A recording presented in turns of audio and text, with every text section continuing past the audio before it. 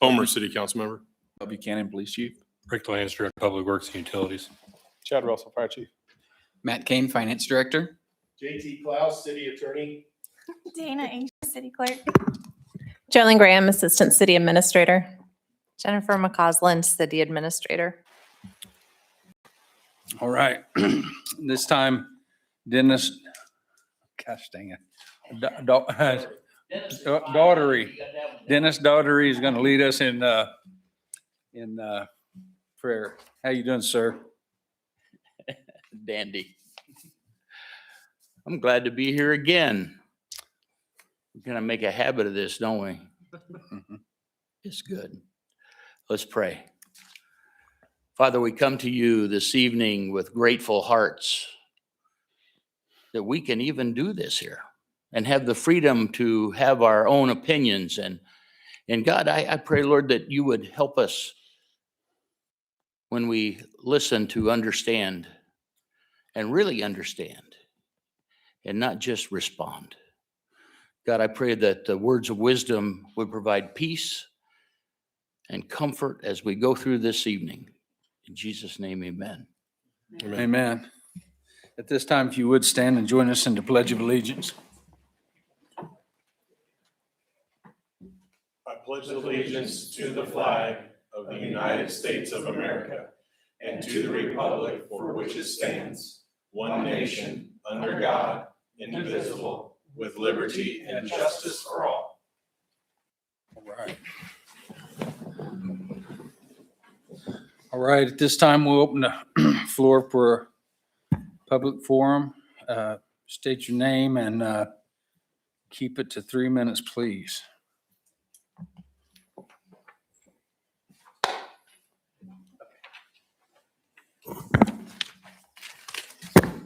Three minutes. Got it. My name is Troy Tabor. I live at 607 East Crescent Lakes Drive. And first of all, it's an honor to be in this room again. These people that have put part of their lives on hold, or at least focus on the city and the things that we need to do in the city. So I appreciate you. I even wore a jacket just for you guys. It's been a while. All right. So I just want to talk a little bit about the RNC that we're going to talk about tonight.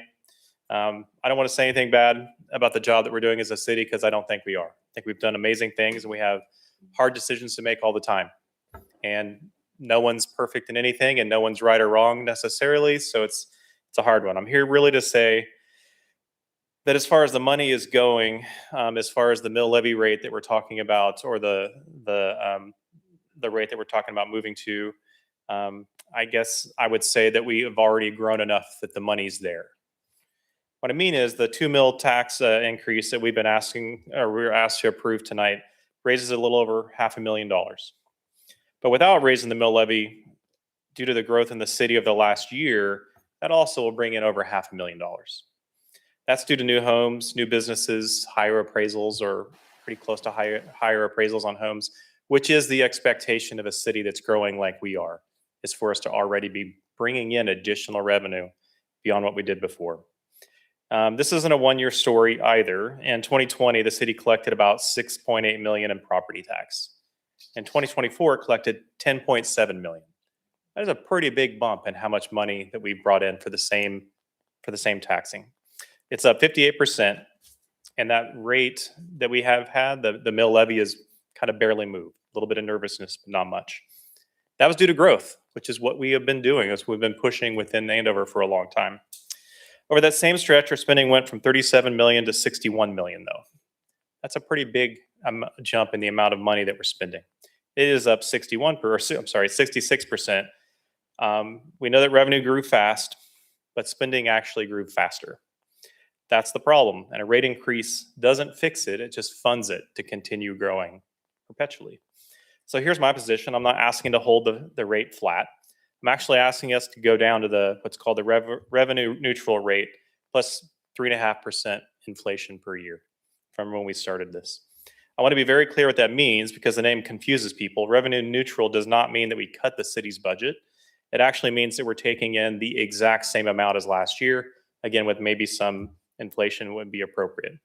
It collects the same amount of money, and the only thing that changes is that we stop taking a bigger share every time a home is reappraised. That's the the ask that I'm asking on taxing.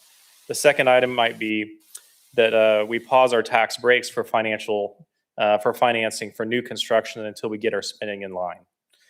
That would mean the 10-year tax breaks that we give for new construction is maybe halted for a while. Not forever, just a while. Can I have 30 more seconds? Your time has expired. Can I have 30 more seconds, if you don't mind? I'm almost done.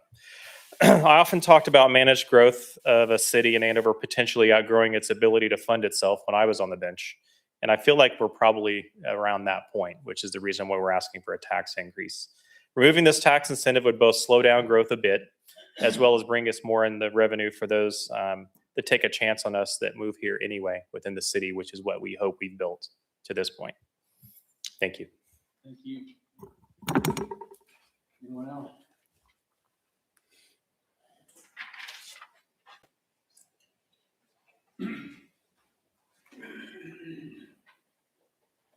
Evening, everyone. My name is Gabriel Sanchez. I live at 153 Williamsburg Street. I am here to talk about the other aspect of the raising property values, which is all well and good, except for people like me. We lose our homestead exemption, and that creates an issue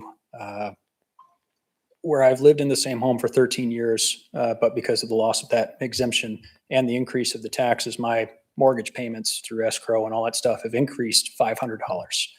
I'm on a fixed income. I'm a retired combat veteran, 4 tours, and I'm struggling to maintain work for a variety of reasons. Recently, my wife was also disabled, and no one plans for both people to be disabled. Well, I'm in this point. And so I'm surviving barely on just my retirement income. So I could really use your help in approaching the county and advocating for some of us with some of these, if you're going to increase the value of all the homes all the way around, then there needs to be a change with that homestead tax, what that dollar limit is, because it sure cut me out 2 years ago. And I've been struggling with the county to try and address that. And they say, well, sorry, there's nothing we can do about it, even after having the home reappraised.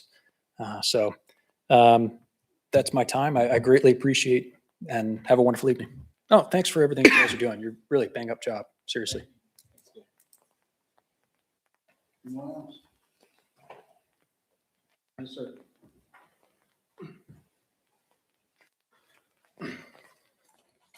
Thank you, Mayor. Thank you, City Council. My name is Todd Schroeder. I live at 400 Coob Lane. Been a member of this community since 2016. I rented south of, back behind Dillon's in Sunset area, Sunset Circle, and then bought a home there at Coob Lane back in 2020 and been there for 6 years. I'm addressing both issues as it relates to property tax and the mill levy. At this point in time, I'm in agreement with the first gentleman that spoke. Too much growth can be problematic for us.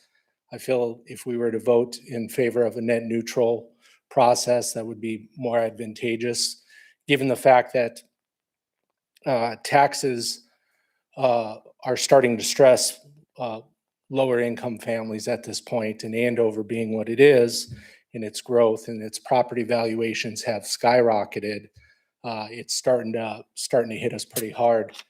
The other thing I wanted to address, and I appreciate the mayor taking the time before the meeting came in to talk to me about how property valuations are assessed and coming across. And in 2024, when the state or county or whoever, because the county likes to blame the state and the state likes to blame the county for this process. And I fought that when we were looking to take advantage of the equity in our home, and we got it appraised, and the appraisal was $50,000 less than what the state was assessing my property at.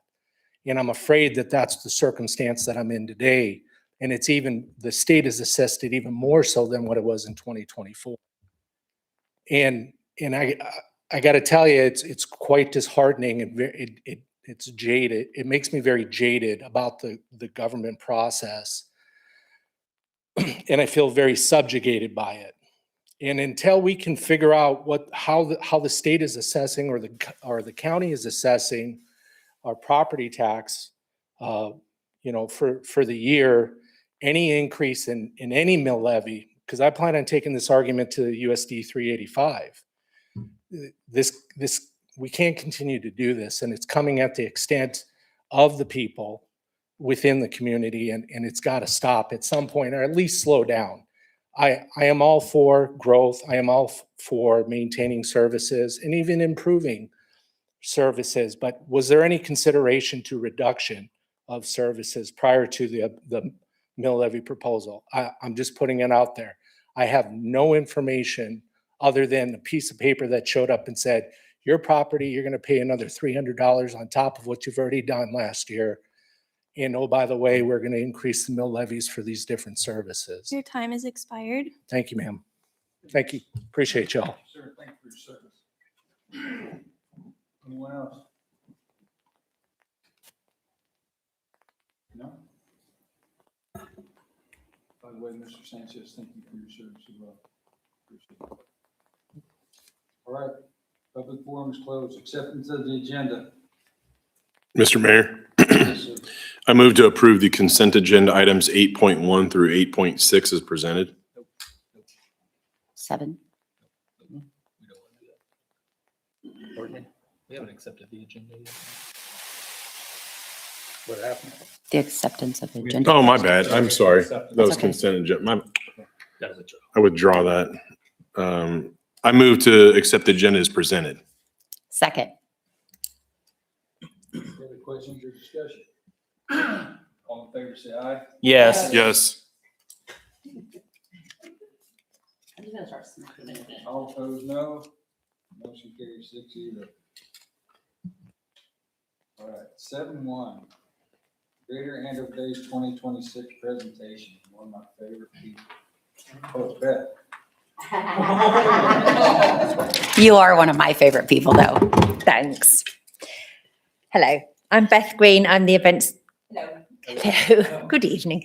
I'm Beth Green. I'm the events coordinator for the City of Andover. I have the best job in this building by far. I'll fight you for it. Okay, so Greater Andover Days. This year is going to be an October day. It's the 2nd to the 4th of October. So it's nearly always September, but this year and next year actually is going to be October. The theme this year is, we're in the 59th year, so next year's the big 60. But the theme this year is celebrating the 250th anniversary of the signing of the Declaration of Independence. So there's going to be all red, white and blue, stars, stripes, America. So it's going to be a big celebration of America. It's a very easy theme because everyone's got stuff that they can decorate floats with. So hopefully we'll have a good turnout and everyone will take part in the theme because it's an easy one. Buttons and bracelets, we have just received them. So the city council members have got theirs on their desk, and then there's the bracelets, which we have cream for adult and red for children this year. And then the button says, "We the people of Andover." See what we did there?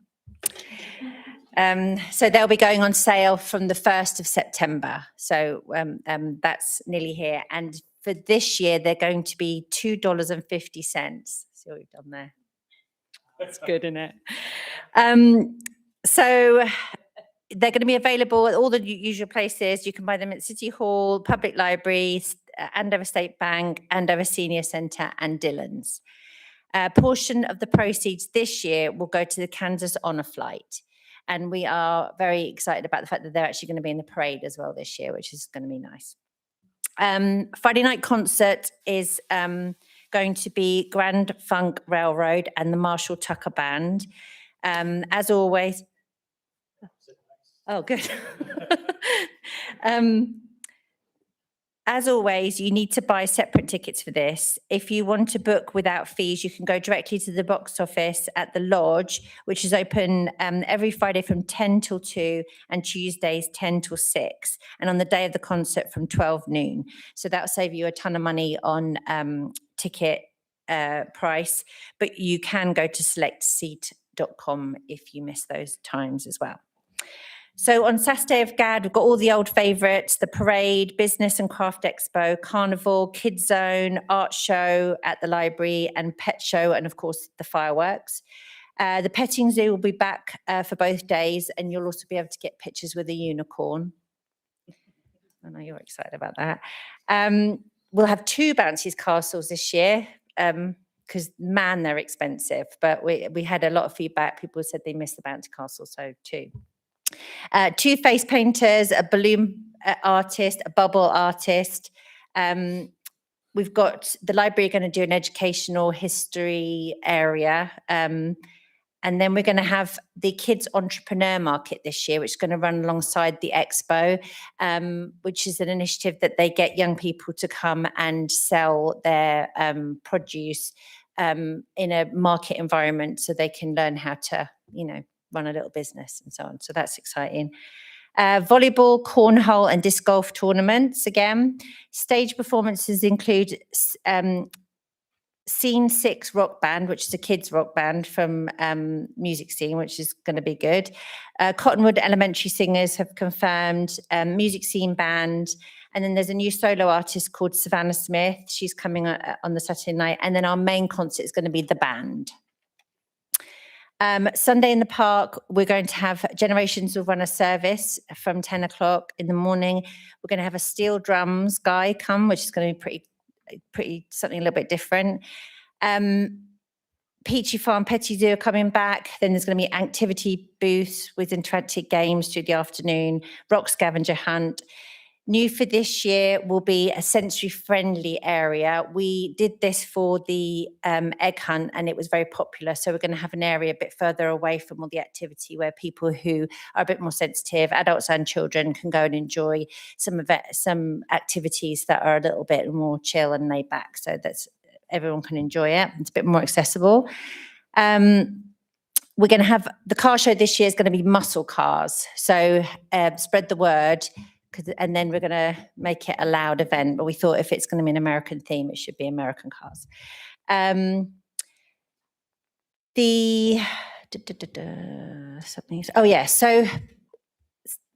we're going to have this, to celebrate the 250th, we're going to have some big heads of ex-presidents made. And then we're going to race them and do a tug of war, which I'm so excited about. But I just was like, I wanted to use this evening to ask that the city council members might be people who might want to offer to do that. Yes. Excellent. To I knew do you'd be what? in. Wait a minute. Yeah. To do what? It's already agreed. To put a bit, So to put a bigger head on, or a bigger head on, run around and do a tug of war. So yeah, I'll send you information there, but you're in. Thank you. Good. A little late for that, I would think. right? Excellent. Yeah, you're going to do it. I don't recall us taking a vote on that. Oh. All right, go ahead. I'm sorry. But yeah, so that's going to be fun we'll do something on the Saturday and Sunday. I'm hoping that they'll be in the parade as well, but we'll see. Volunteers, we're always looking for volunteers. If you want to get the sign up link, it's on the website under the volunteers in events. I've just been going through it today. We've only got about a third signed up, so we do need quite a lot more people for the Saturday and the Sunday, and some help with the parade. So I'll be really grateful if you can help out. Sponsor update. We talk about money. This is a really good time to tell that Megan has been amazing and smashed her goal out of the park again, and she's raised over 40,000 this year for GAD. So yeah, I know, it's amazing. That's 3,000 more than last year, and over 6,000 more than 2024. So she's just on fire. More information on each individual event and the schedule, it can be found at andoverks.gov/GAD. And please like our GAD Facebook page to follow along with news that's coming up, and there'll be Know Before You Goes put out for that as well. And yeah, just email me what you want to do about the president's heads, because it's going to be hilarious. And we're doing former presidents. We're not doing any current presidents. So just so you know, I'm not going to get into that controversy. But thank you very much. Any questions about GAD? Can we put in requests for our favorite president too? No, I've already No, picked them. you've already got them. All right. I just want the good ones, the obvious ones. I'm partial to, Pierce and, some of the lesser. There'll be a known- no okay. Peterson. Think Lincoln, Washington. We're going to do a Kennedy, I think. Nope. I should have done this before and got requests, but no. Any other questions? So would you like to make a comment on what we talked about in your office the other day in regards to candy? Candy. We're only gonna have tea party stuff? So at the parade, that Greater Andover Day Parade? Okay. Oh, yeah. So I will say about that. So I have been spending some time writing some new standards for the parade because I felt like we needed some things written down, some things like that we can follow. Just there's a new standard out for parades and it came out last year. So we're trying to be like in line with that. But one of the things that is a big question mark with parades is the throwing of candy. So we don't want to stop people throwing candy. It's one of the things that people really love about the parade, but we are just going to ask people, if you are on a float, you're not to throw candy from the vehicle. If you want to hand out candy, you'll have to allocate somebody to walk along the sidewalk and throw it onto the sidewalk, because that's pretty much the only way we can stop children literally lying in the road in front of the floats. And I went down a rabbit hole and I've read too many horrible horror stories about children being pulled under cars. And so now I am going to have to be pretty tough on that. So we're going to tell everyone who signed up for it, but I'm also trying to get the word out just so that people can, if you can stick up for me on the day, we're just going to try and really get people off the road because we want it to grow. Every time I read something about a disaster at a parade, everyone said, well, we've been doing it for 30 years and nothing's ever happened like this. I just don't want to be those people. So we've got to really work on that. So thanks for reminding me about So that. Beth's been trying to champion this for 2 years now, and I feel like myself and council should support you wholeheartedly because you're truly concerned about the safety of little kids and adults. And They get hurt too. Yes, adults. Why you look at me when you say that? You're not an adult. All right, thank you. Thank So- you. Anyone else? Any other questions? Yes. Disc golf? Yes, on the Sunday. Did you say that? Yeah, sorry. Yeah, volleyball, cornhole and disc golf tournaments. Yeah. Sign up online.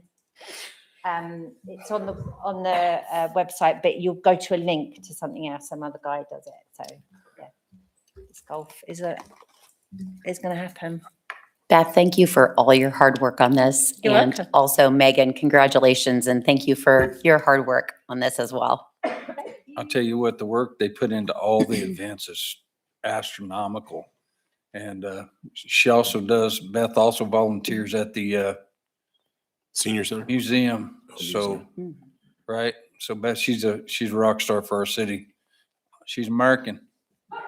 Merca. Thank you. All right, onward and upward. Consent agenda. Mr. Mayor, Yes, sir.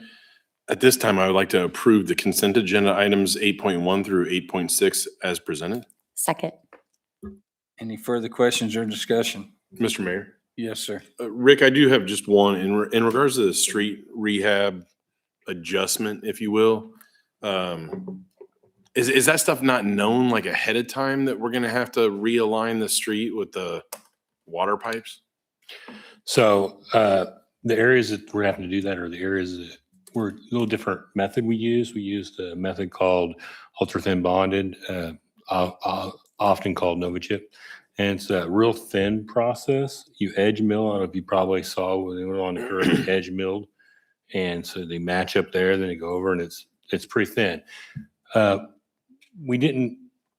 It's probably a lesson learned that we should have just had that in there. We would have borne this cost if we would have put it in. Either way, it's the cost that, when we do mill and overlays, we know if we're changing the grade, the final surface grade, we know to go ahead and do that. This one was it's supposed to be 5/8 inch thick. To be honest, I think we maybe got a little bit more material, which doesn't hurt our feelings for longevity of the road. But those were a little bit more abrupt than we anticipated. So we wanted to go ahead and make those repairs. And we will probably be doing Nova Chip in the future on some of our more arterial roads that are better shape, that we're trying to extend that life, which is something you'll see Wichita and Sedgwick has started doing a lot of too. And on those, we will plan for that in advance. It'll just be in the bid. I mean, but and the end result is we would have had to pay for this had we caught it then or now. It's just we're adding it after the fact. Does that answer your question? Yeah, thank you. You're welcome. Anyone else? All in favor say yes. Yes. Yes. All opposed, no. Motion carries 6-0. Authorizing insurance of multifamily housing revenue bonds, Series 2026. Ordinance authorizing the insurance of multifamily housing revenue bonds, Series 2026, OPG Heritage West Partners LLC. And JT will discuss this with us. Mr. Mayor and council members, in March of 2024, you considered a resolution of intent to issue bonds for the benefit of OPG Heritage West Partners for the purpose of constructing an independent living community for residents where at least one member of that household is over age 55. This project and the authorization of the industrial revenue bonds was in a not to exceed amount of $13 million. Final cost of the project came in at $11,056,153.91, which is the amount of bonds you'll be issuing. There is no property tax abatement associated with this request. In fact, this is located in the Heritage TIF, and it goes a long way towards creating an increment for the TIF, at least $11 million worth of value. There was the incentive here would have been that the materials purchased would have not had sales tax on them. And so if you figure that half the cost of building the building, which is sort of a normal approach, you'd have a avoided sales tax of the cities of about $110,000 as a benefit for this project. The bonds are ready to be issued. The ordinance is in front of you, and I'd be delighted to answer any questions you have. Does anyone have any questions?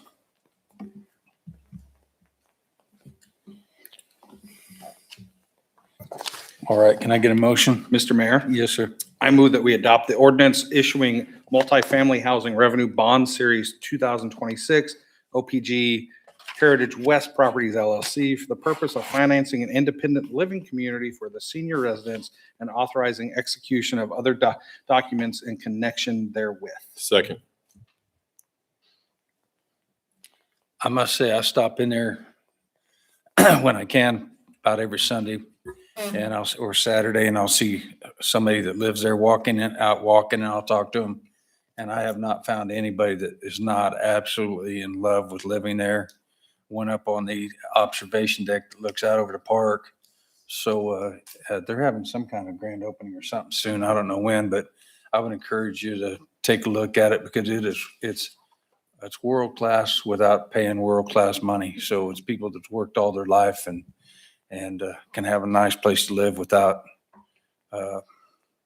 eating dog food or something. So stop by, check it out, and Is it full? it's 50%. 50%. Sorry about the dog food comment. But it is a world class deal. So, and I've even had people move out of, they've moved out of, not, how do I say this without getting myself in real trouble? They moved out of higher price, nicer places to move in there because it's just as nice for $600 or $650 for one room. So really check it out if you can. Anyone else? All in favor say yes. Yes. Yes. All opposed, no. Motion carries 6-0.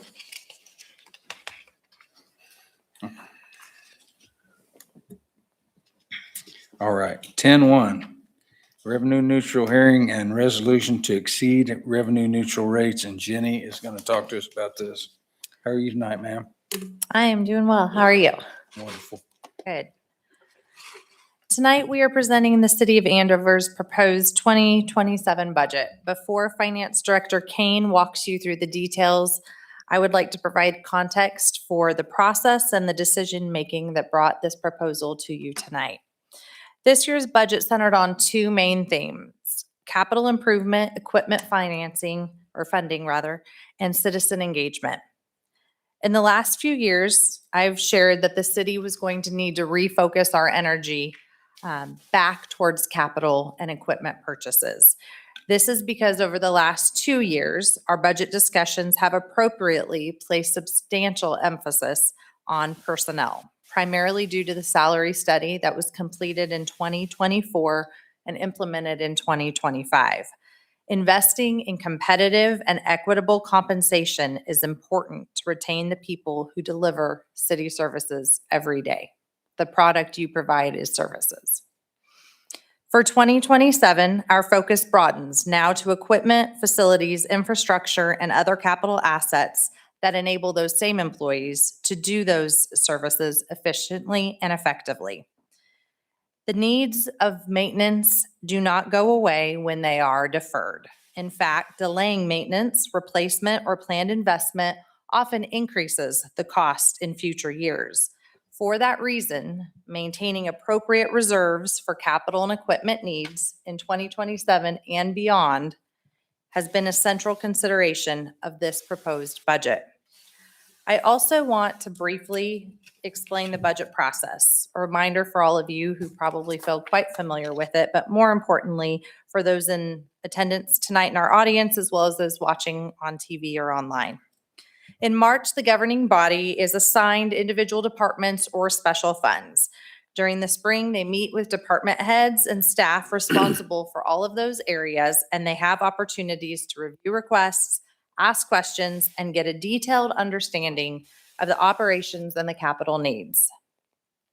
Non-taxing fund requests were due to finance in April, and funds that require taxing revenues, those requests come to Finance Department in May. 3 budget workshops were held during May and June for the governing body to review the cumulative, all put together requests, weigh the priorities, and provide direction to staff. On June 15th, per state statute, the county provides valuation information. That information allows city staff to determine if the revenues generated at the current mill rate is sufficient to support those cumulative budget requests that you all have been reviewing. This year, it was not.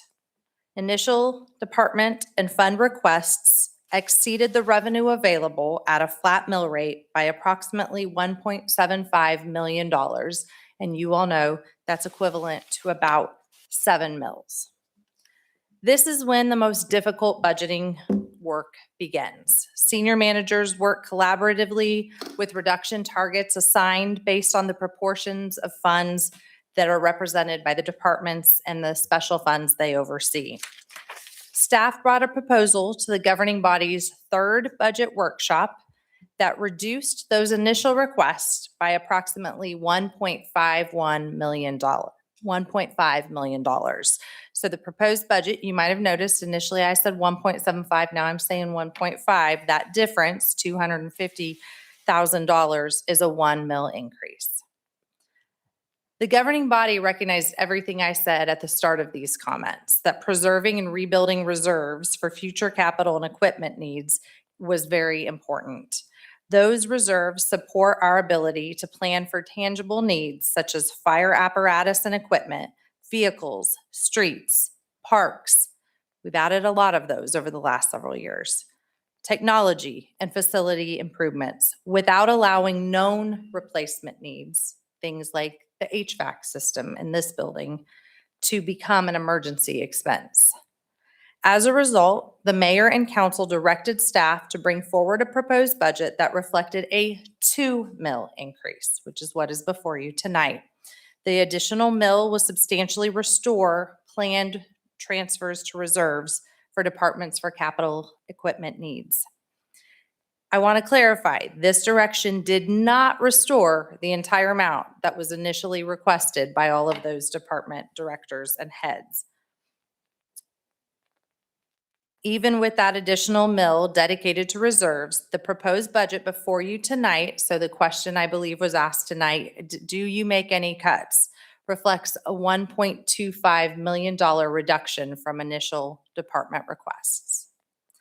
While that work may not always be visible from the outside, the staff members and you who work so intimately with this budget over the last 5 months understand the amount of analysis, collaboration, and thoughtful decision-making that goes into the proposal before you tonight. This is a budget that reflects difficult choices and continued fiscal discipline. As I mentioned earlier, there were 2 themes. The second theme of this year's budget was citizen engagement.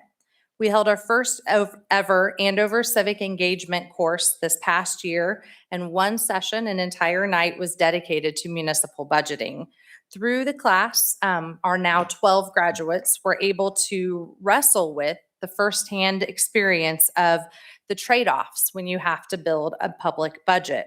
Our hope is that those residents become grassroots educators, helping others understand not only the services that the city provides, but the real world choices required to fund them. We also held Andover's first virtual town hall using the city's Rept video software on the evening of July 9 from 4:30 to 6:30 at night. Your finance director, assistant city administrator, public information officer, and myself stayed late to answer questions as they were submitted. Our PIO also conducted an advanced call for questions to ensure we made good use of our time. In total, the city produced 10 short videos that night, which received more than 7,700 views in the first 3 days.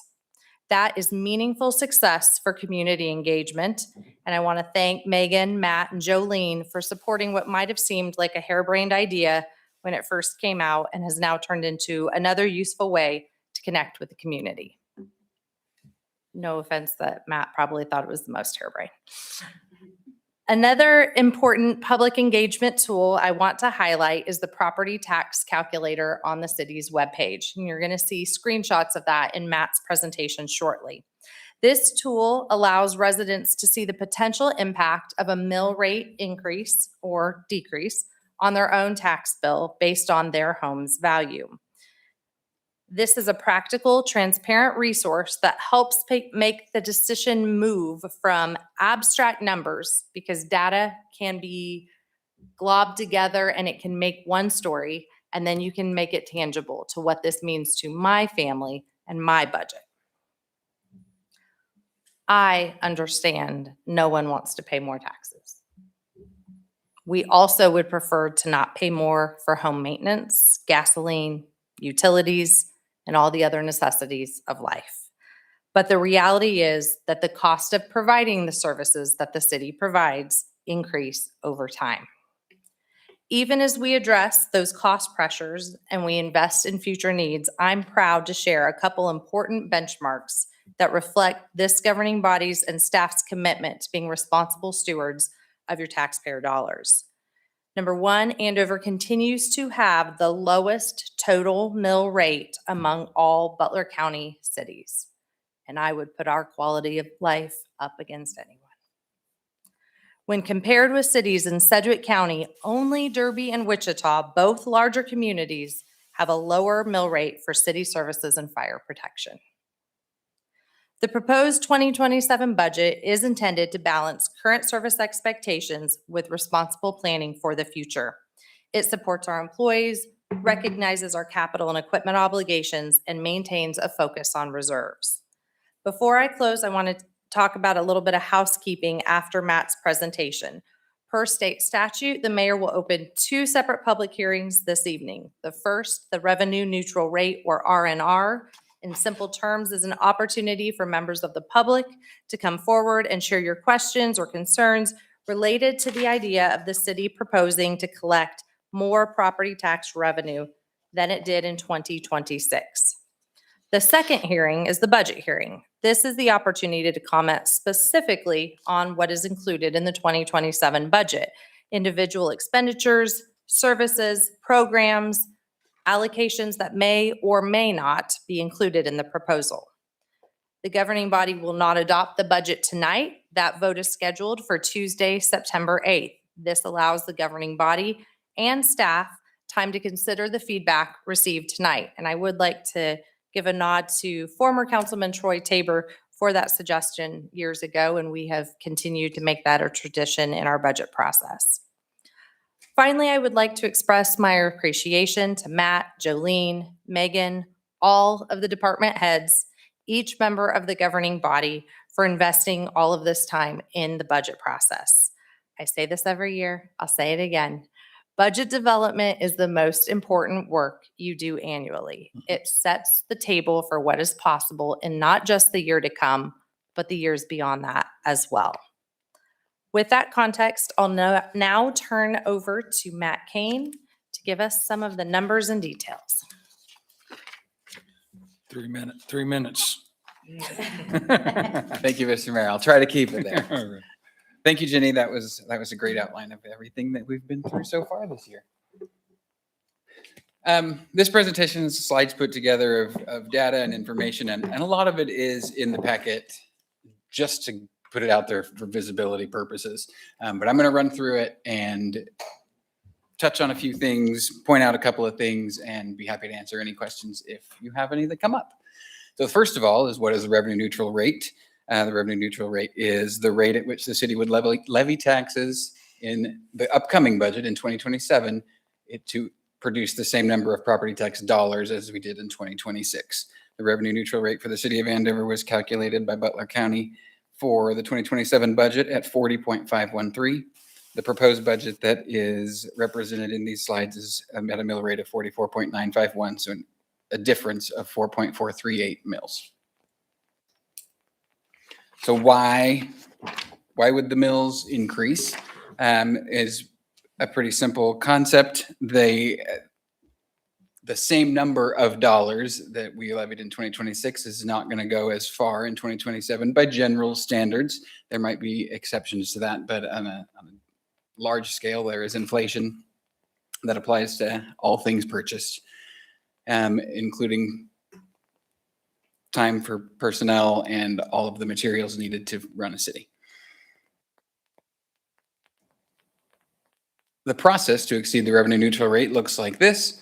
We have to notify the county clerk by July 20th, which means the reason we do a lot of our budget workshops in June is because before July 20th, I have to have it in front of you all to approve the intent to send to Butler County for what that mill rate is going to be. As I stated this year, the intent was submitted at 44.951 mills.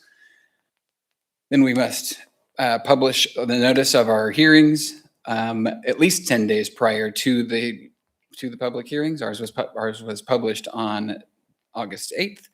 We have to have we have to have the revenue neutral rate and the budget hearings for the taxpayers, and those are both tonight.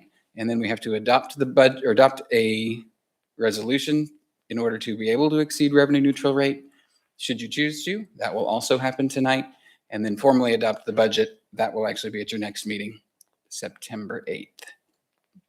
And then no later than October 1st, you have to submit the entire thing to Butler County. That's all for this part of the process. This slide shows what the city's valuation increases look like over the last several years. The blue section on the top is the TIF district, the Heritage up at Kellogg and Yorktown. The reason that is separated out is that revenues generated from that district are dedicated specifically for repaying the debt that was used to finance those items, the public portions of those items.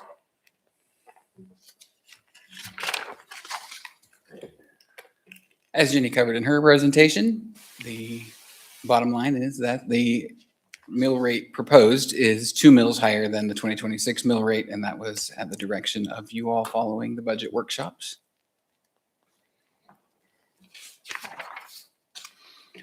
This is what that looks like in a visual. It is the highest it's been in a few years. And then I have another mill rate visual, which shows the green bars there are the certified mill rates from the past years, and then the estimated mill rate for 2027. The blue bar is the revenue neutral rate, and the yellow line illustrates the difference between the two. So, I mean, what you can see there is that 23 and 24 were the difference between revenue neutral rate and the actual mill rate were about the same as what we're proposing for 27.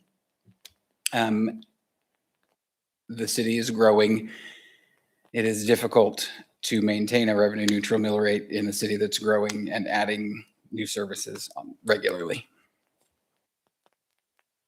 So what does that mean for the taxpayer in Andover? I have 3 examples here. This is the screenshots from the property tax calculator that is on the website. We have it at 3 different values of homes is what we're illustrating in this presentation. So this first one is for a $200,000 home. If the mill rate were to increase by 2 mills, it would be a $46 annual impact. And the next one for a $300,000 home, it would be $69. For a $400,000 home, it would be $92. None of these represent the impact to a commercial business or commercial property that, because valuations are calculated at a higher rate for commercial, the impact would be more.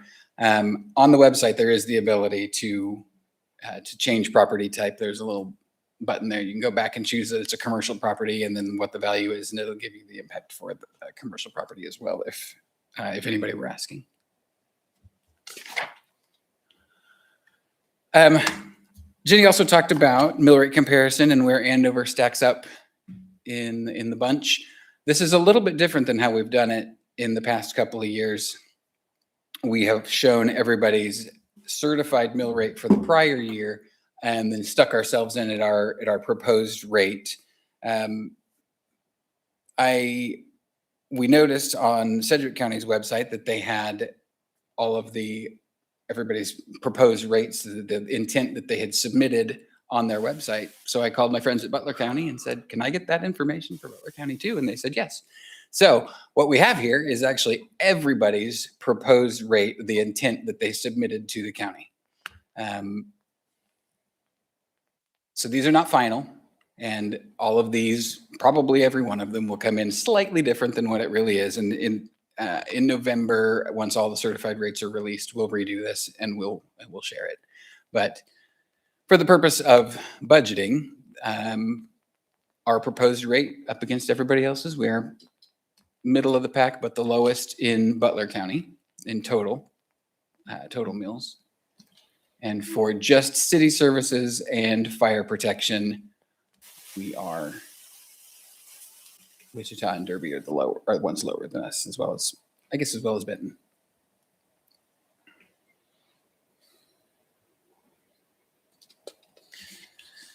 Revenue by type in the general fund. The most interesting part of this is probably the sales tax, because that's the piece of it that hasn't always been there. The property taxes make up about half of the general fund's revenue. It would really be more than that if you took out the sales tax, because the sales tax is passing through the general fund on its way to pay for the Family Future Forward improvements.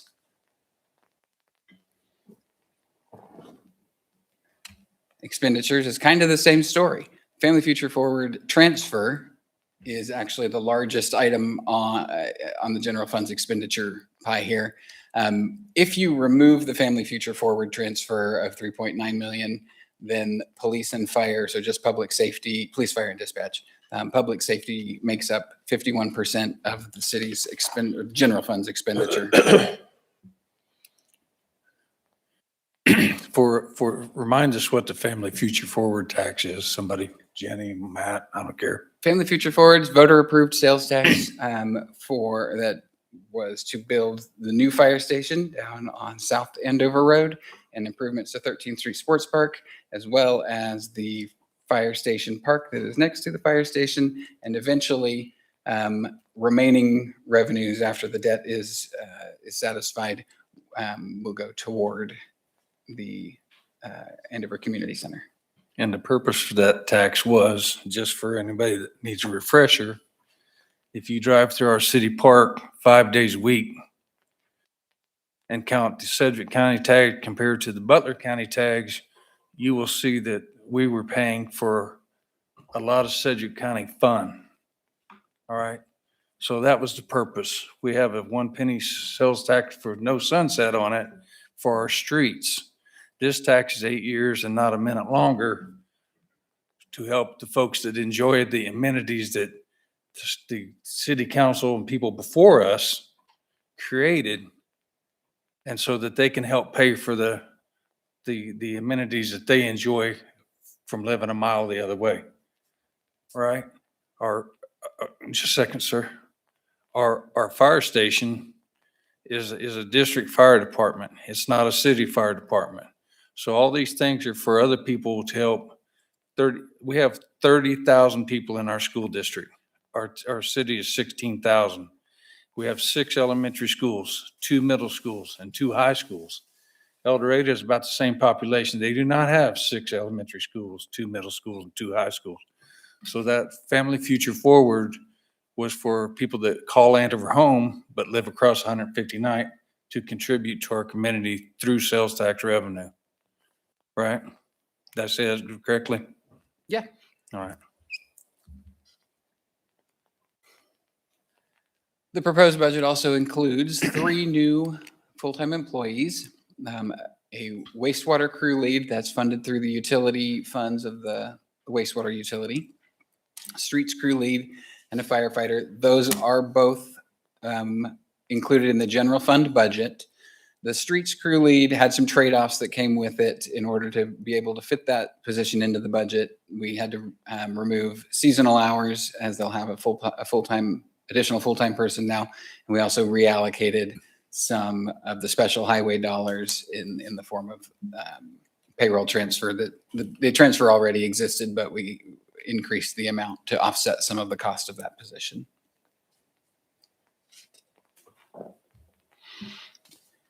Total personnel cost from 26 to 27 reflects an increase of $659,000, and that this chart does include benefits as well as wages. The 2025 actual looks like quite a jump from 25 actual to 26 estimate. Both 24 and 25, kind of the same answer there, is that we budget for full staff, full benefits for everybody. And then in both of those years, our benefit plan, the city is on a partially self-funded benefit plan. It performed very well, and the benefits fund came in significantly under budget both of those years. So looking promising for 26 as well, and we'll hope to continue that into the future. This is one of those slides that is somewhat informational. It's not very interesting to look at, but we wanted it to be in the packet as it was requested last year when we did this presentation, that we show personnel costs specifically, not just the aggregate amount, but by department.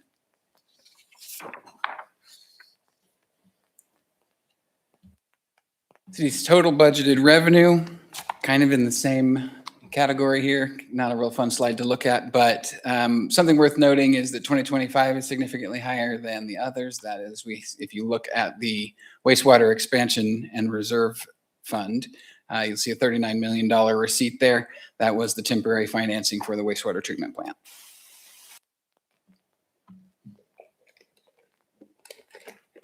And by fund type, just so you get an idea of the spread, how much of it is utility funds and special funds that are not supported by property taxes. So the property tax, the revenue coming in is more than half of it is in funds that are supported by property taxes. It's not all from property taxes. The general fund, as we established, is that big blue piece, but only about half of that is actually property taxes. Oh, my apologies. This one's really dark up there, but this is the expenditures with kind of the same story for 2025 as we issued temporary financing, which showed a large revenue. We also approved that contract, and so we put an encumbrance on the books and showed the expense for the wastewater treatment plant mostly in 2025. So that kind of is a spike there. Also not reflected in this slide, but what is reflected in the notice for these hearings that was published online is the city's transfers. So that number of $54 million includes $13,465,000 in internal transfers. So they have to be shown as an expenditure of all of these budgeted funds, but it isn't necessarily all money that's leaving the city right now. Some of it is transfers just to a different fund to pay for debt service or payroll transfers, those sorts of things. And then some of it is transfers into reserve funds to save for future purchases.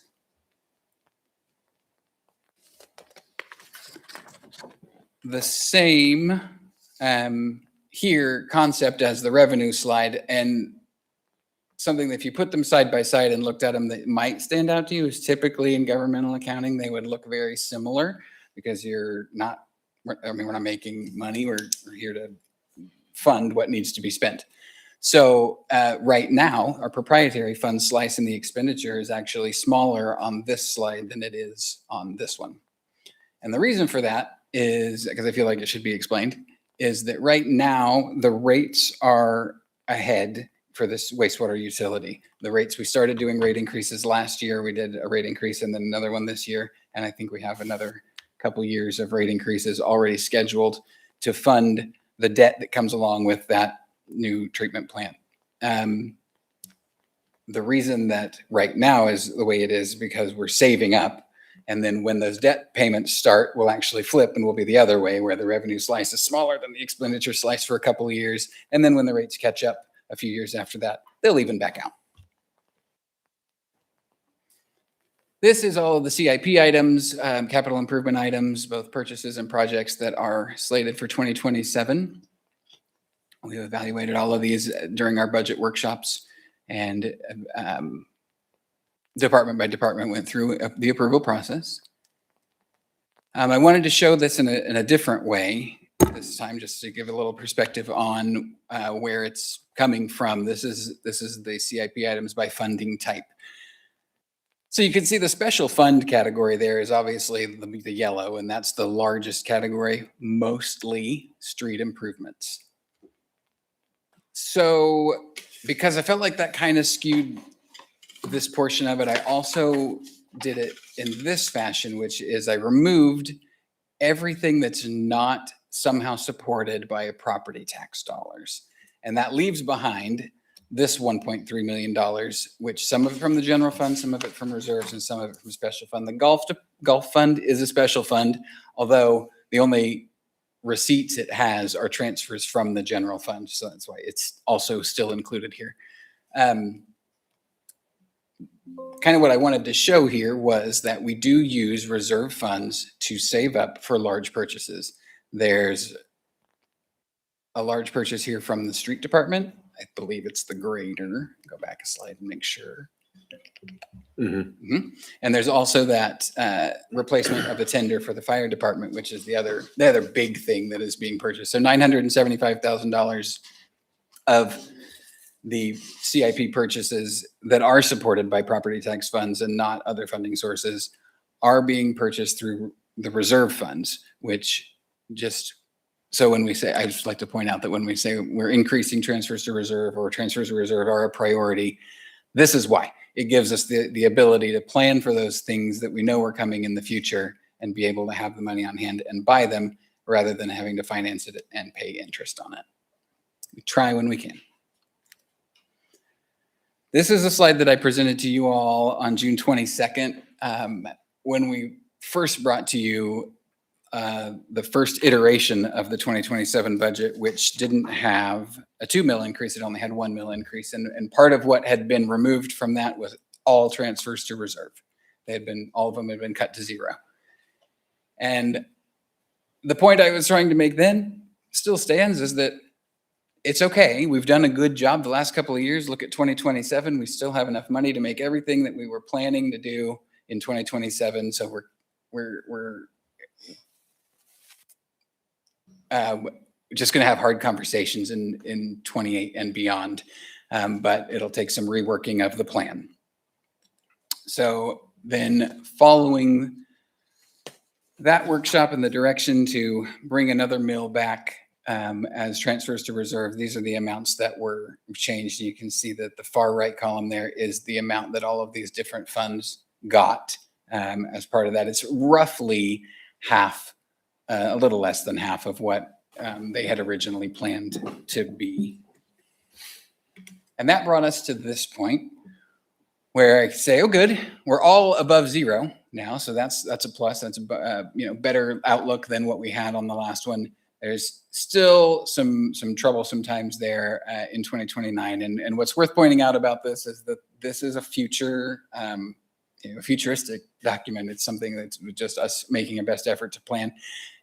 I don't know exactly what will change, but I can promise you this will look different next year, and it'll look different the year after that, because new needs will arise, and needs will be reevaluated and shuffled and changed, and funding will change.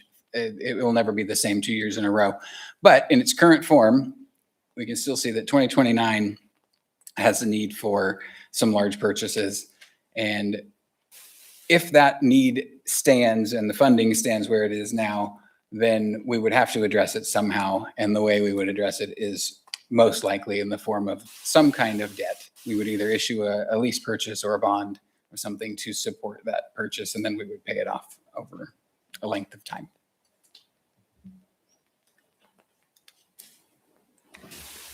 That's all for me. What was, Alright. what was the last slide with the green? The last slide with the green was what it looks like if we issue debt. It's the same, everything's the same as the slide before it, except for I added that green section, which is if we issued debt, the debt is what would be supporting those purchases. It's a fire engine. That's the big spike, which we'll wait and see what 2029 brings.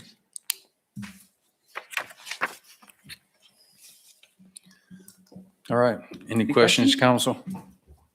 I appreciate, Mr. Mayor. I appreciate, Matt, your thorough analysis. I think going through these slides for me, that first slide you presented on June 22nd gave me the most heartburn as we look ahead to what looks like a cliff of us not being prepared financially to meet our obligations, our proposed construction, not construction, CIP. Right. So we knew things were coming, and we don't want to fall off a cliff, not be prepared with our sinking fund. And that's, I think, not speaking for the whole council, but I think our concern was making too big of a jump or a blip in any 1 year. And this additional mill, I think, helps cover some of that gap. It doesn't cover all of it. And we will probably, to your point, have to make some more hard conversations and have those. But I appreciate your thoroughness. And as a former accounting student that went through governmental accounting, I think it was 7 a.m. in the morning. I love this. I love all the transfers and encumbrances, but I know it puts everybody else to sleep. It's great. Thank you. And you made it accessible to understand.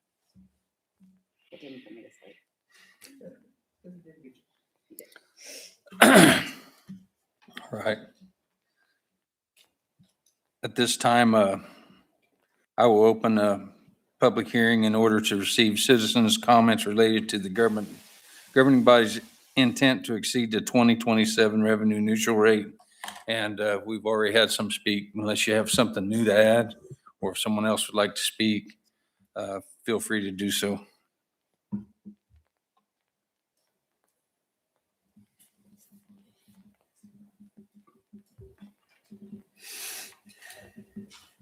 Hello, my name is Philip Gelmad, and I live at 209 South Heritage Way.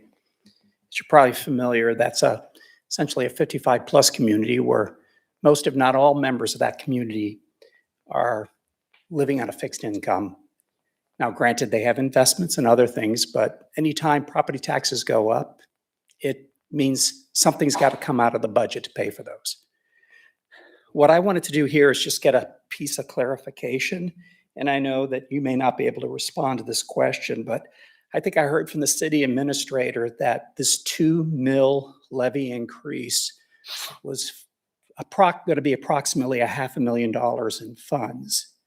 Now, if I wasn't hearing that correctly, because what I have here from the county is accounting that says that the amount of revenue from property tax levy for 2026 was approximately $11.2 billion.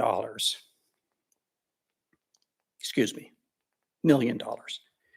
and that using the proposed mill rate for 2026, it would increase to 12.9 million for a difference of approximately $1.3 million.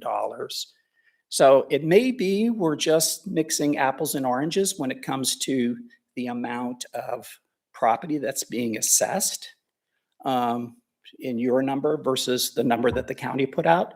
But clearly this 2 mil increase, as we were informed as property owners, would be more than double what I heard during the presentation. Oh, which, by the way, before I finished, and I'll be quiet after this, that increase indicates a 10.96% increase, which I think is significant, especially when we consider that the rate of inflation is approximately 3.1%. And I understand the intent is to rebuild the reserves because the reserves have been drained, over the past few years. I understand that's the intent, but it sounds like the amount of taxes are going to be more than exceed what I understand was intended by the 2 mil increase. Typically, staff doesn't speak during the public hearing, so would you like me to, I'm getting looks, so would you like me to It's up to speak? you. What I believe is happening is I really wish that I could say that the state forms that come out from the county made budgeting clearer and more transparent and easier. I don't believe that is what has occurred. So I believe you're comparing the revenue neutral rate collection to what we're proposing. And that would be a revenue neutral rate would be, and that we are in that public hearing, so that's the right time to be talking about it. That would assume we're gonna bring in not one more dollar than we brought in last year. And so it would make sense to me that that would probably be about double what I presented to you in my remarks, because the revenue neutral rate, I believe, Matt, you said that would have been a cut of how far? How many mills? The revenue neutral rate was 40.513. So our proposed rate is 4.438 mils higher, which would be about that million. Yeah, so it would be about double. So they're comparing it to what would be what is called the revenue neutral rate. We are flat out saying we don't believe we can live within the revenue neutral rate. And then on top of that, we need the additional 2. So that is equating to essentially 4. And I definitely agree that those documents are very difficult to understand, and I wish there was a better way to relay it. Well, thank you for that answer. I appreciate it. I'm reading the header here and it says 2025 total amount. It doesn't show the calculation as being at the revenue neutral rate. And it's comparing the 2025 total amount to the 2026 total proposed. So I can only infer by this that it is looking at the 42.951 mill rate and what was collected during 2025 with the proposed 44.951 mill rate, which is proposed for 2026. But thank you for that response.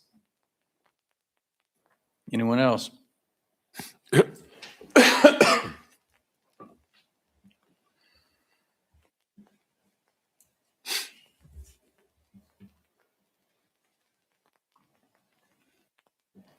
My name is Doug Carr, and I reside at 238 South Fairway Circle here in Andover.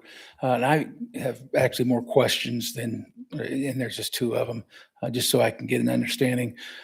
First of all, I wanted to find out where we showed the 39 million on the sewer that was generated with the bonds for the sewer and that type of thing.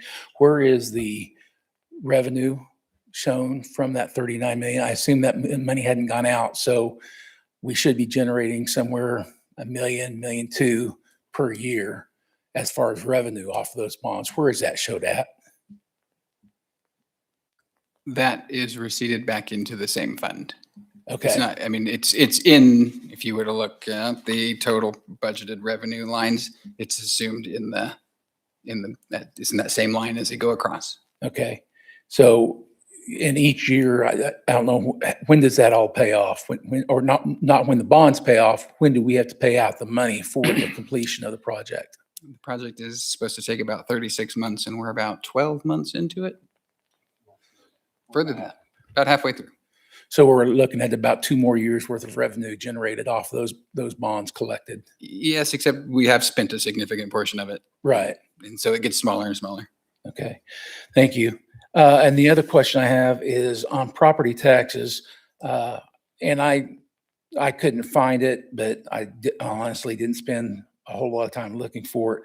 I was just curious as to what the percentage of revenue from property taxes was generated from residential versus commercial, what the percentage is and what the dollar amounts are. Sir, I'm sorry, those aren't the kind of questions we can ask at this particular. I understand. And if somebody could let me know. Yeah, you feel free to email the questions and we'll see if we can answer them. Sounds good to me. Okay. Thank you. Thank you. Yes. Troy Tabor, 607 East Crescent Lakes Drive. First of all, Ronnie, excellent job on describing the sales tax and how outside the city that comes in. That helps us tremendously. We used to have like a number, like it was like maybe 50% of the sales tax collected here. This was before Amazon became crazy, but was from outside the city. I don't know what it is today. It'd be nice to know that number too, because it was pretty significant and helped us a lot. The other thing I might say regarding this specific topic would be that tonight I think that you are expected to go beyond the revenue neutral rate, which would mean the vote would probably be yes tonight on that. I would say if we're looking at maybe lowering the mill levy below what the request is, that isn't really voted on until the next meeting after this anyway. So if that could be a thing to look at, again, lowering it back down to at least what it was last time and not increasing it by 2 mills. That is not a vote that's done tonight. That's next week or the next meeting. And I would, again, just based on the information, I understand that we're trying to do what we can. I would ask that be thought about to not just raise it. And the last thing, being in the same seat as a lot of you here, I would say the whole process is very intense when you go through each of the different groups and how you figure out or listen to what is needed from everywhere.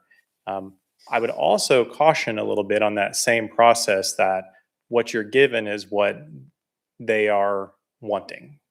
Sure, they do a good job of trying to keep it low and not raise it as much as possible. On the other side of it would be pretty much every group or not just government, by the way, it's everywhere. Every organization looks for the maximum they can possibly ask for. And that's very common. Not to say we did that here, but just be wary of that it's always going to want more. So that's it. Thank you. Thank you. Anyone else?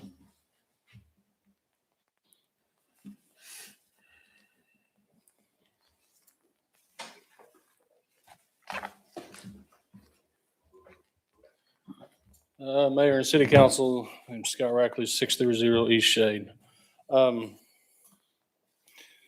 As you all know, I come to quite a few of these meetings, and my question is this.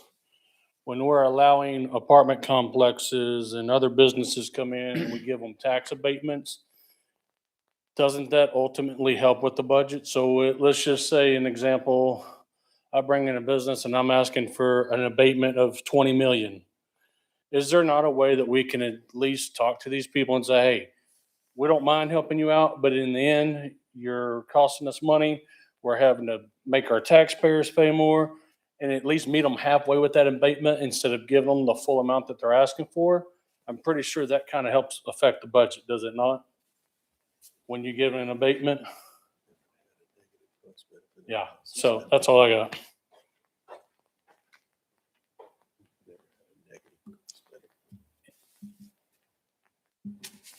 Anyone else? All right. Last chance. Public hearings now closed. Can I get a motion? Mr. Mayor, Yes, sir. I move to adopt a resolution of the city of Andover, Kansas to levy a property tax exceeding the revenue neutral rate. Oh, yes, I'm sorry.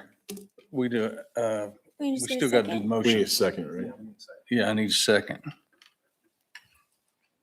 Anyone? Second. I Council wanna- member. I wa- Go ahead. Councilmember Canfield, how do you vote? Yes. Councilmember Brunson, how do you vote? Yes. Councilmember O'Kadis, how do you vote? Yes. Council President Barry, how do you vote? Yes. Councilmember Gallagher, how do you vote? Yes. Councilmember Henry, how do you vote? Yes. Motion carries 6-0. All right, I'd like to take a minute to remind everybody that everybody on this bench is a tax-paying citizen, as is our city administrator. We all live here in town.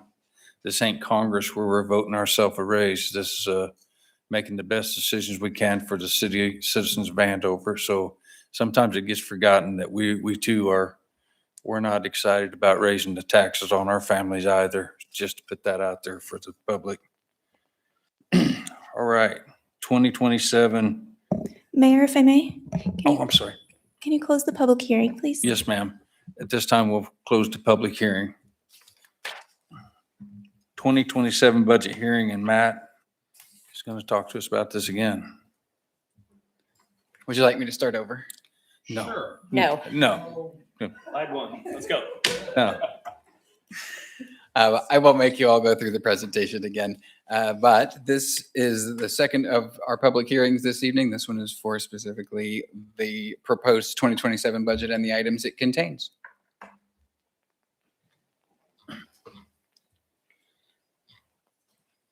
Oh, I got to do something? I'm sorry, I got a lot on my mind, as you all Please know. open the public hearing. This time we'll open a public hearing on the 2027 budget.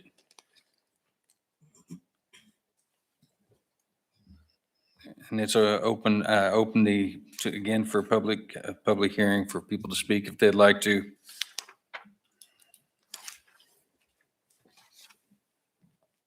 All right, public hearing's closed. Do I get them, need to go through the vote and all that needs? Okay. Mr. Mayor, Yes, sir. if I may comment, Yes, sir. I think too, sometimes when, we're talking about reserves, which for lay terms is savings. I believe the esteemed former council member Phil Hamilton, when we were talking about the wastewater treatment plant, brought up the fact that we had so much reserves that it actually saved us millions of dollars having that, so that we didn't have to bond as much money in the future. And I think with this council and after all the workshops, part of that mill is still going to that savings, to that reserve, because if we didn't do that, it would jeopardize future budget cycles. So I just want to point that out. Again, the mayor pointed out, we're all taxpayers up here too. And as much as I don't want to raise taxes, taxes are necessary for growth. And I think it's needed, in this case. So we'll see. I mean, this year alone, I believe we've had 3 IRBs come, correct? I believe Vornado, Sammy, and KMC. All Closing out, yes. So not new, but closing out. Yes, sir. Sorry. They will now for the next year be on the tax roll. Is that correct? And I think that is former city councils using those IRBs as tools that 2027, come this time next year, might be a different conversation. So I look forward to the future of this. Thank you. Mr. Mayor, if I may too, Yes, quick sir. comment. Appreciate Mr. Henry as well. I look at the mill levies of the 2022, 23, 24, 25. One of the things that we don't really acknowledge in all of the discussions of the minutia is we had a tornado hit us in 2022. Now, did we have insurance? Yes. And did that cover a lot of things? Sure. There were probably also, I think it's fair to say, other costs that were not covered by insurance that we had to shoulder. Meanwhile, those years had significant property valuation increases. I remember because I was part of the conversation of that while I was on the school board, and as property increases happened, even just keeping the rate level is effectively a tax increase that people feel, and we all feel it. I'm sensitive to the situation. So I just want to acknowledge too that while this looks like a significant jump, to Mr. Kane's point earlier, if there are opportunities to delay other capital expenditures in the future so that we don't have as much of a spike in 27, 28, 29, so that we can give more relief. I think everyone on this council is looking for ways to save money, and Mr. Kane and the whole staff is doing that as well. So that's all I have to say there. All right, thank you, sir. At this time, Mr. Mayor, I'm sorry. I move that we recess the city council meeting and convene as an Andover Land Bank. Okay. Second. Tim. And Tim. TNT. Any further questions or discussion? All in favor say yes. Yes. All opposed, no. Motion carries 6-0. God, I'm jamming right now. Thank you, sir. I scribbled on mine. Trustees and Dana will participate in roll call, and we'll start. Secretary Dana Engstrom. May I remind you, you guys are all trustees at this point. Oh. I've never been on one of these. Yeah, Yeah. we're all Trustee Marley trustees. Canfield. Okay. Marley Canfield, trustee. Tim Brunson, trustee. Jody O'Kady's trustee. Ronnie Price, chair. Tim Berry, trustee. Colin Gallagher, trustee. Homer, trustee. All right, recommended chairman, doggone it. I'll call for a motion. Mr. Mayor, Yes, sir. Mr. Chair, I move to approve the August 26, 2025 city council meeting minutes. Second. Any further questions or discussion? All in favor say yes. Yes. All opposed, no. Motion carries 6-0. At this time, I will call upon Matt to present this item.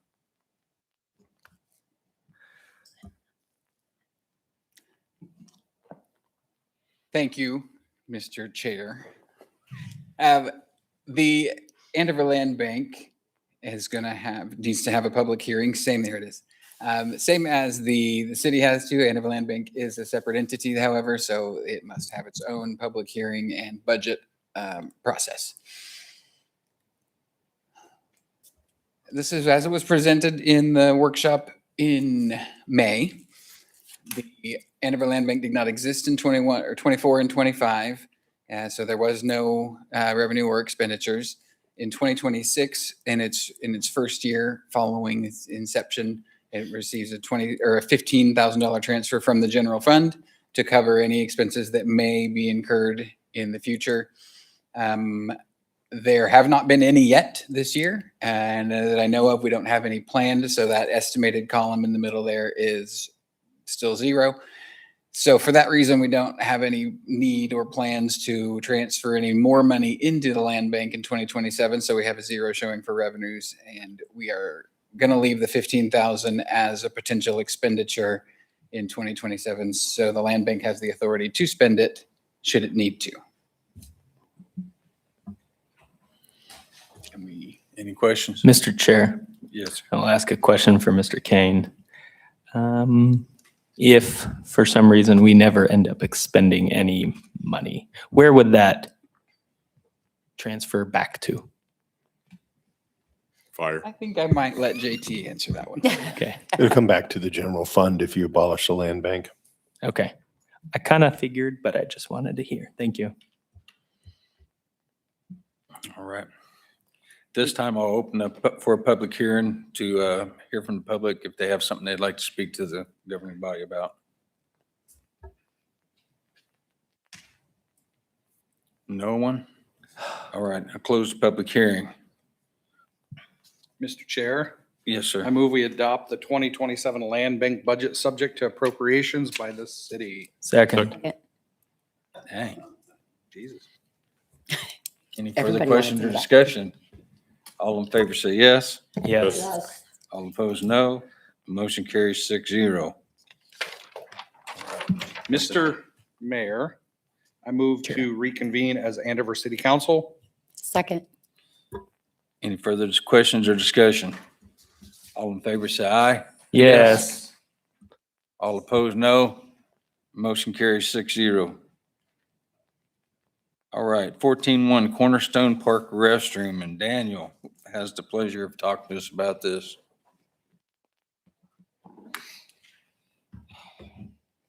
Good evening, Mayor and members of the council. Looking forward to bringing this to you this evening. This item is part of our Playbook 2030 10-year park master plan. Several of you are familiar with it, being involved back in those earlier days of that plan. It's been mentioned a couple of times tonight, we had a tornado in 2022. That obviously type of an event puts changes into any sort of plan, especially a multi-year capital reinvestment plan like this one. After the lodge was reconstructed, we convened with the Parks and Rec Advisory Board to kind of reassess those items that had not yet been addressed in the master plan to get their focus. The Cornerstone Park restroom came to the top of one of those items that I'd like to re-engage with sooner rather than later. So earlier this year, staff worked by putting out an RFP for some prefabricated structures. Brought several proposals to the advisory board. Got their feedback on the design, the relative expense of those, and went back to the drawing board a couple of different times, to be honest, as there wasn't general consensus and satisfaction with several of those packages.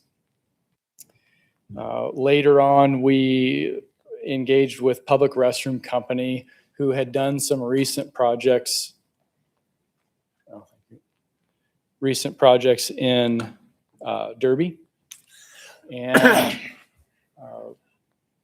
after reviewing a few of those options, the Parks and Rec Advisory Board was pretty keen on the higher level of fit and finish that some of those products brought versus the original ones that we had explored earlier in the year. And if you're not familiar with the site, Cornerstone is about a 5-acre neighborhood park in the north end of town. It's the portion of the property is depicted in the slide above. The park has been developed a little bit in phases with the intent of adding features as the community grew. You can see with some dead-end sidewalks and things there was some intention to connect park features and potential have the future placement of this restroom.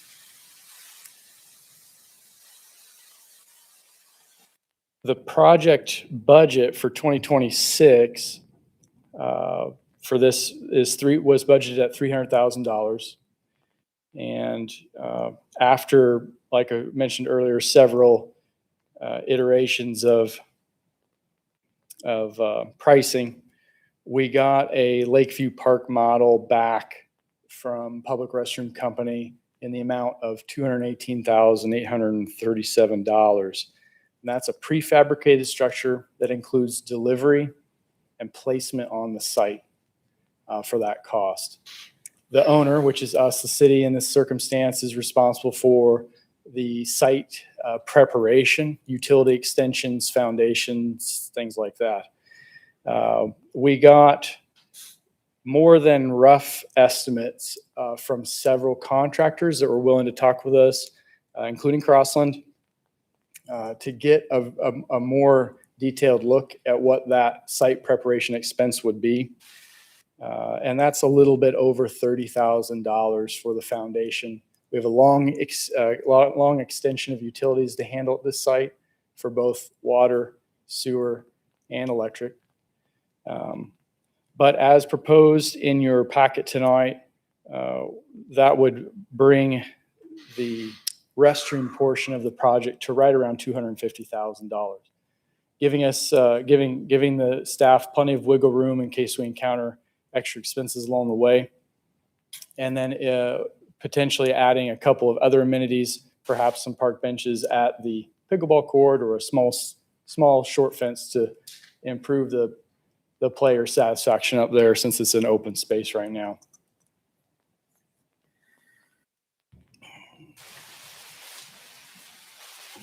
The Park and Rec Advisory Board did put a lot of attention into, like I say, the fit and finish of the structure. As you can imagine, we've all probably been to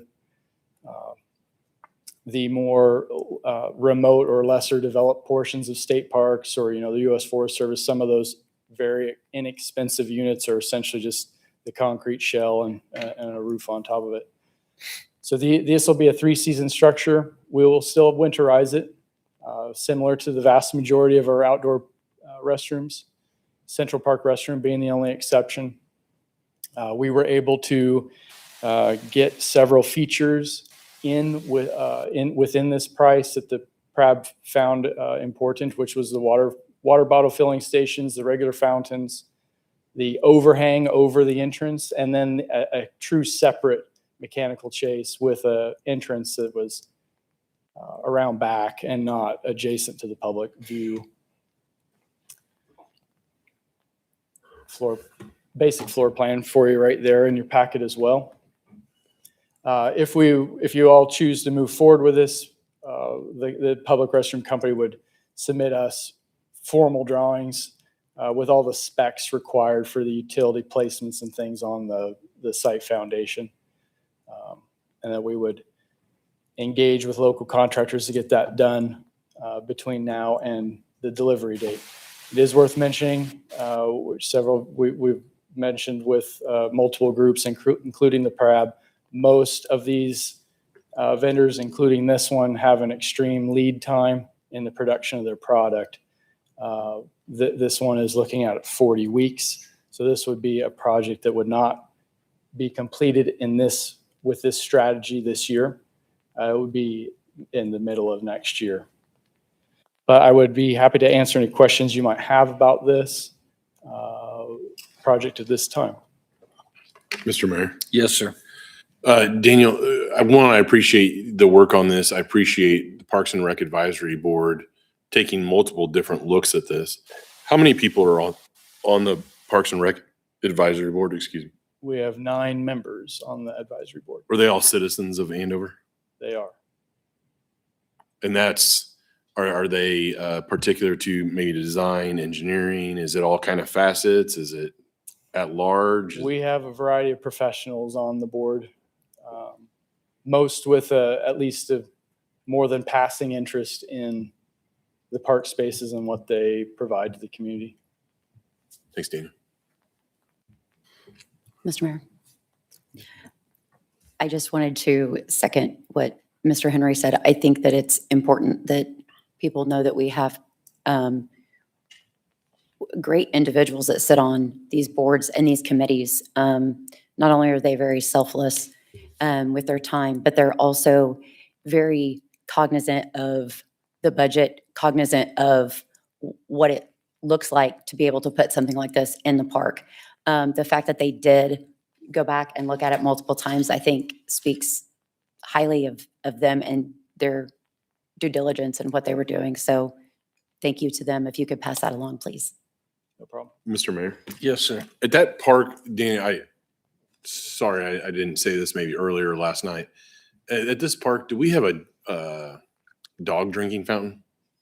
We do not. The only water at the park right now is an irrigation well. There has not been water services brought in through Wichita Meter into the park yet. That'd be a part of the expense of this project. And I'm not necessarily looking to maybe send this back to Parks and Rec Board, but was that ever a discussion as far as maybe adding a lower drinking fountain for our furry friends? That was not. It could definitely be it may be easier to add alternate that as a standalone out front and hit that. Like one of the green ones that's at 13th or We whatever? have at 13th or at the dog park. Okay.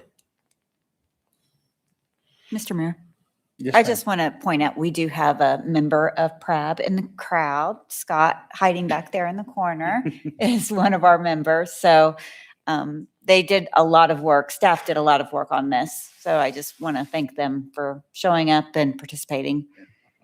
So, Mr. Mayor, I do have a couple comments. Yes, sir. I know people probably out in the audience are watching on YouTube. It's a lot of money for a bathroom. It is.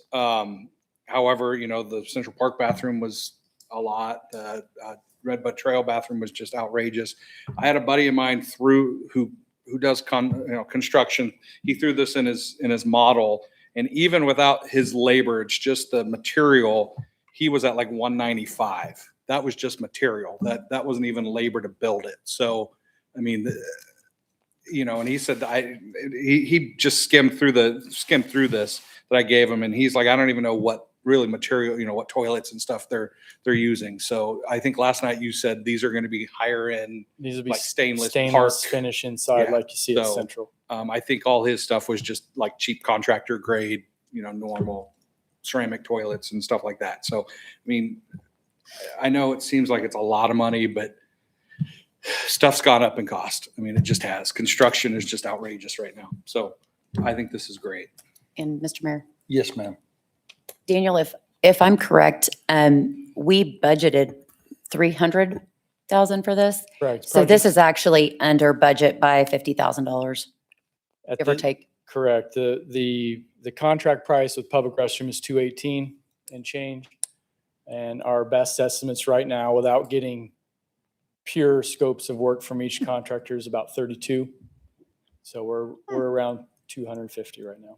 Okay, thank you. Again, I appreciate that, the fact that we're even under budget for that. So that's great. Mr. Mayor, couple Yes, sir. questions. Go for you. ahead. Daniel, I have two questions. One is, this particular structure, is it safe for tornado like shelter if they were out there when something This goes is down? not a tornado rated shelter like the room you are in now or the Central Park restroom.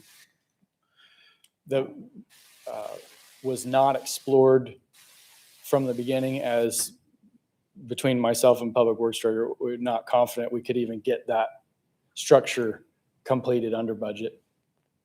I mean, pre-COVID numbers of that construction of central bathroom, Rick, was $750,000. Does that sound about right? So I can only imagine what that restroom nowadays would cost. Yeah, it was right in that neighborhood. Whenever you build a FEMA rated structure, the price goes way up real fast. And it has to do with a lot of things. That the doors are special, your lid or your roof shelter is reinforced and such. So, I mean, I think I didn't price it, but I'm guessing you would be north of $500,000 to build a tornado rated shelter out there today. I just didn't know. I didn't know if that contributed to the cost. That's why I was asking. The one other question I have for you, sir, is when you said winterize, how many months of the year do we typically winterize a restroom facility? Is it 3 or 4 months, or do you know? It's a good question. The answer is it depends.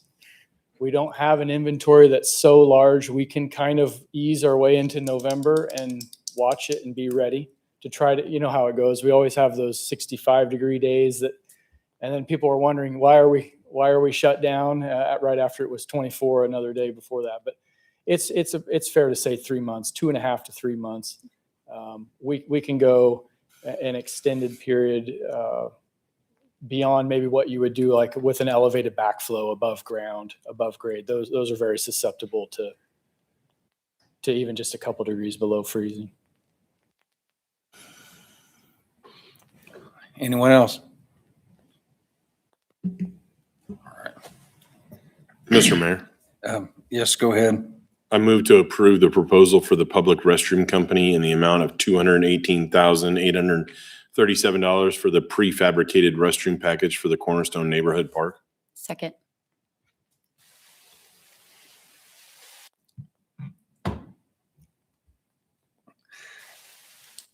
Any further questions or discussion? Are the restrooms at the Harry Street Park open year-round? You don't have to answer that, Daniel. Yeah, Mr. Mayor, we don't have any facilities down there. All in favor say yes. Yes. All opposed, no. No. Motion carries 6-0. Thank you, Daniel. No. 5-1. That 5-1. Oh, I'm sorry. Colin voted no. I gotta pay attention, man. I'm too busy entertaining myself. All right, just a reminder to council, please stick around after after the meeting so we can sign for the land bank. All right. All right, executive session, non-elected personnel for succession planning, KSA 75-4319B1. Mr. Mayor, Yes, sir. I move to recess into executive session to discuss personnel matters of non-elected personnel for succession planning pursuant to KSA 75-4319B1. The meeting will include the governing body and the city attorney. The open meeting will resume in council chambers at 8:55. Second. Any further questions or discussion? All in favor, say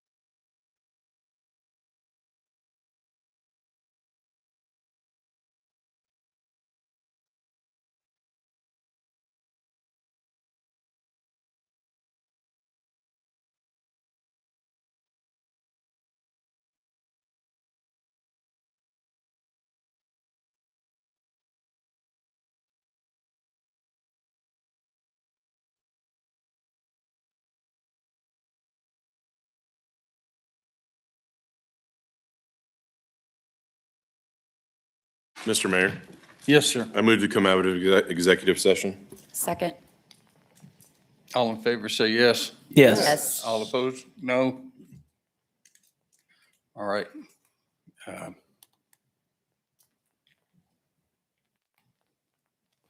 Mr. Mayor, I move we recess into executive session to discuss personnel matters of non-elected personnel for succession planning pursuant to KSA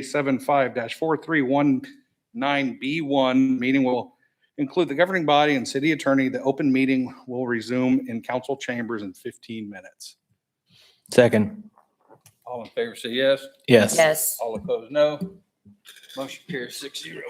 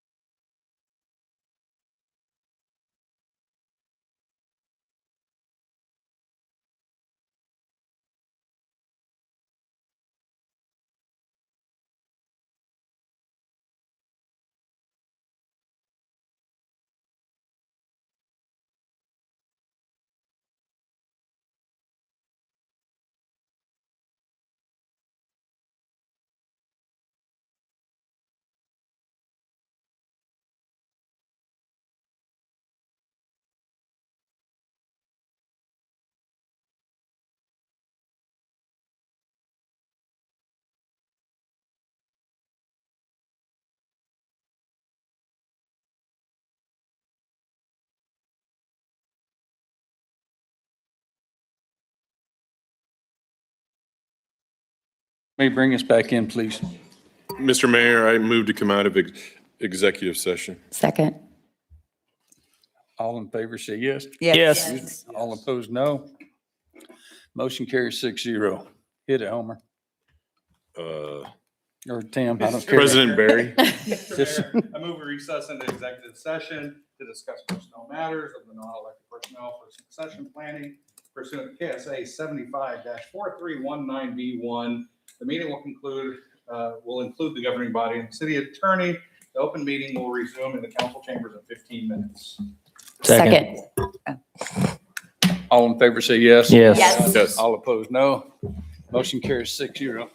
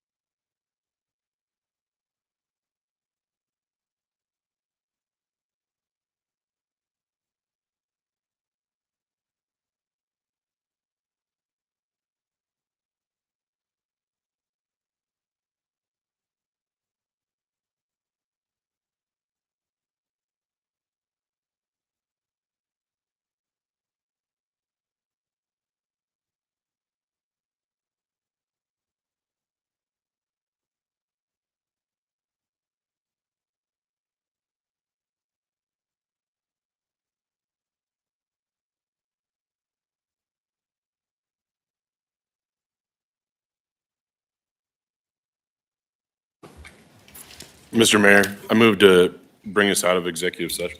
Second. All in favor, say yes. Yes. Yes. All opposed, no. Motion carries. Member items, anybody, start with Homer. Oh, man, why are we always start with me? I don't have anything. I'm ready for Greater Andover Days.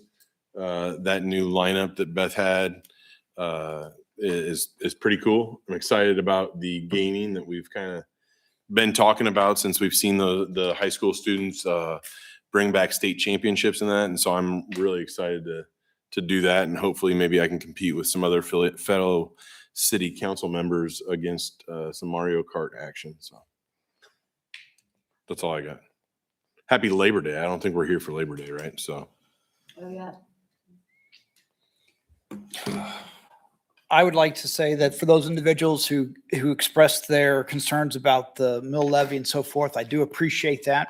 As a freshman council member, I have to sit there and say that the city and every department within the city made sacrifices and there were cuts. This is my first time going through this, but it is important to me that to be able to sit there and look anybody in the eye and say, we as a council, as also a city and the departments within the city did the very best to make as many cuts as we could, and that we are trying to protect ourselves for the future. There are large purchases that come up, fire trucks being one, just to pick on the fire department, staffing for police department officers and so forth. These are large items that take a lot of money as we grow.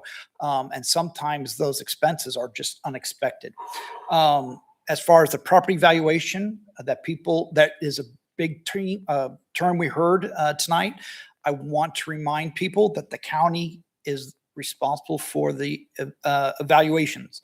I want to say as a homeowner of 2 houses in Andover that I agree with what was said here today, where people are looking at their valuation versus their appraisal value and seeing it backwards. And I hope that over time, we as a city are able to defeat that from occurring over and over again. One thing that the city administrator said is, by doing this, we are setting the tone for what is possible. And that is something I want everybody to take home. Obviously, most people are going home, but I want them to understand that we are setting the tone for not just the future, but for what is possible. And I do thank every department here for making the sacrifices and every one of the employees that made those sacrifices to make that possible. That is all I have to say. I just want to concur with Councilmember Gallagher. Budget's always hard, but so is raising taxes. So that's all I got. Go ahead, ma'am. I just want to say thank you again to our street department, even though they're fixing my street and I am parking at the end of the block and walking, but it's fine. It's fine. It's going to be great. Thank you though to the streets and Daniel. Okay, he's gone. Also to our police and fire. Thank you guys for all that you do. I know that it's been super hot and hasn't been ideal, but thank you for always being there when we call. And then also just another thank you to the park board and for all of their hard work in the restroom, just the research and doing their due diligence. I just really appreciate all that goes into that. And once again, city staff, everybody did a great job. I know this is hard, echoing everything they've said too about the budget. It is hard, it is tough, but it makes it a little easier when everybody can come together. So thank you all for your hard work. Special thank you for, I guess we'd call it a quiet prayer request answered. The police department and fire department, all our first responders do wonderful work. Police department really stepped up for my family in a special way this last couple weeks, and forever grateful for that. That's all. I want to thank the street department for making sure Jody gets her steps in this week. But on top of that, I do want to thank Tony and crew. they were out there painting sidewalks before school started within Cornerstone. I drove by several times.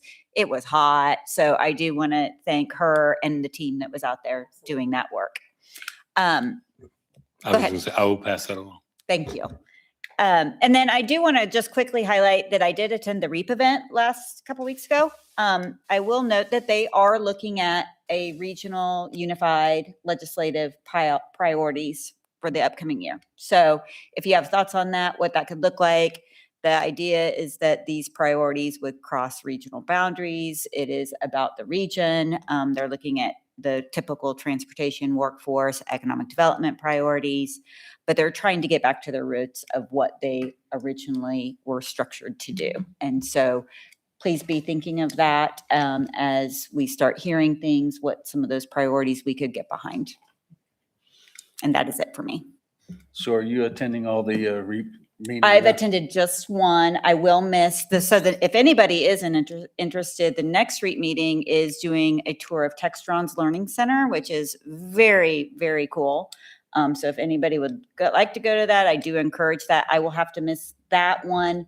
The October meeting is going to be at the airport and talking about some of the activities at the airport. So I will be attending that meeting.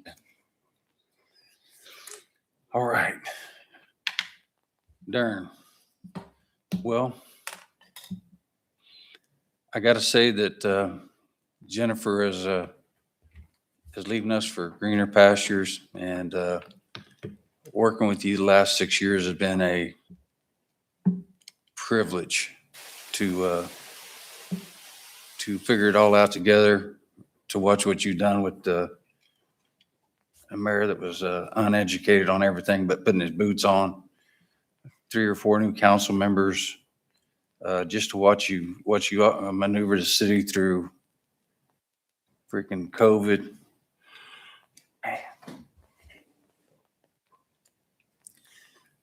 Get out of COVID almost. We get a tornado and other things we won't mention. And it's just been a pure joy to grow alongside of you as a mayor and you as a city administrator. And think the world of you, and always will, right? And I'm looking forward to you just calling me by my name instead of Mr. Mayor. All right. We still got a lot of work to do in the next 35, 40 days, wherever it is. But I just want to put that out there. Citizen of Andover, we're talking about our mill levy. It's lower than any of the cities around us. So I encourage you people that are worried about your mill levy that's lower than all the cities around us to drive through our neighboring cities and then come back and tell me thank you for all that the city does for your quality of life. Our fire department, our street department, our parks department, our, you name it. You know, we're sitting here joking about our streets. Drive through our neighboring communities to pay more mill levy than you do. You know what I mean? You should drive through their parks and take a look at their parks and then come back and simply say, thank you to the city staff for all they do. So I'll leave it at that. Give me a motion to get us out of here. Mr. Mayor, I move to adjourn. Second. All in favor? Yes. Yes. The